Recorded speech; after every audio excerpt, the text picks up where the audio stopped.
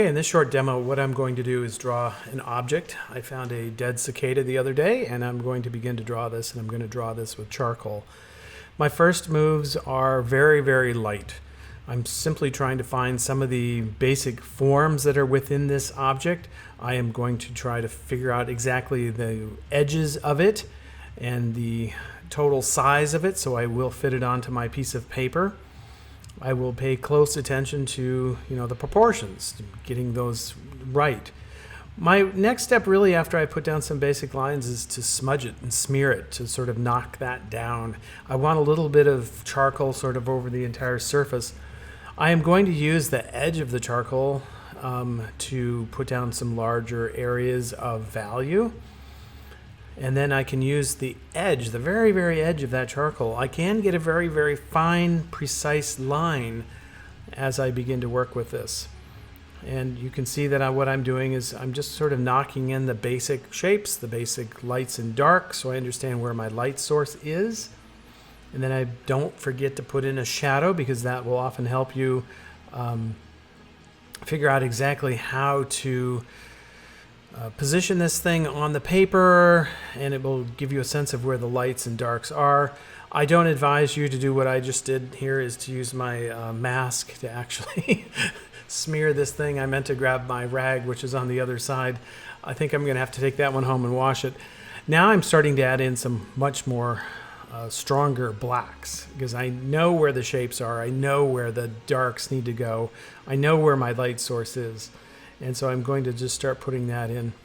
You can see the surface is kind of mottled, and I don't really want that. I want that to be much more smooth. So pretty soon what I'm going to do is, after I get some of this stuff in, again, I'm going to smear it, smudge it.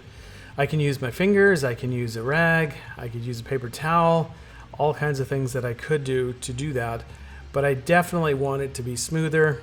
I don't really want to see this sort of jittery mark that's being made with the charcoal. And you can see that I'm not putting down big, heavy, thick lines. I'm using the very edge of that charcoal, and just as softly and gently as I can. And I'm going to smear all over. I'm not worried about if I'm covering over areas that are meant to be lighter, because I'm going to use my white charcoal then, or pastel, to come in and put those lights in. But that's really my last step. That's kind of the icing on the cake. You want to do that last. And so I'm just adding in more detail, trying to find some of the lines that are within those wings. Now I'm going to just put in a few highlights and see how that looks over this, and find out if I have enough value down to actually make the white lines show up.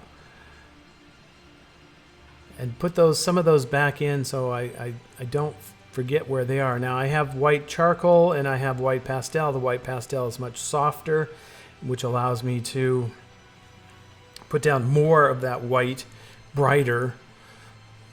And so I just keep going and keep going until I get to the point where I have everything in I want. All the shapes, marks, enough detail, and I've captured this bug in the way I want it to be.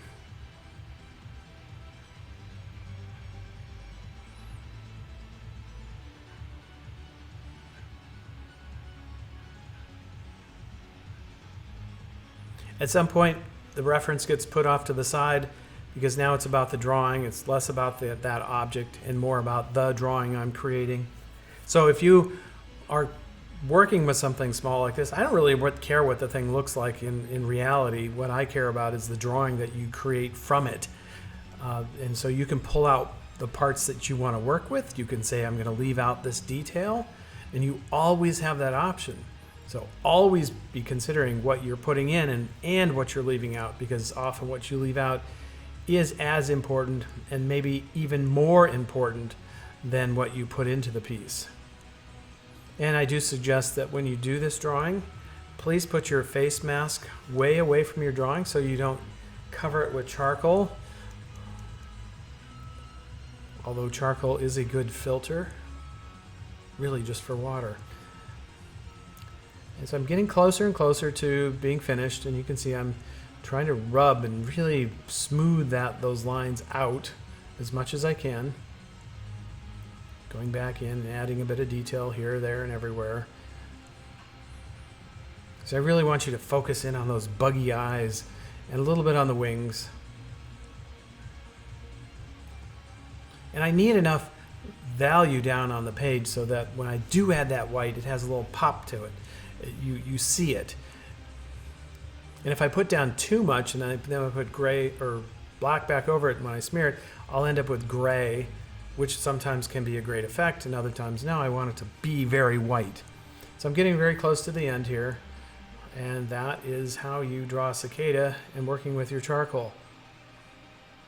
Have fun. Draw anything. Use charcoal. It's great.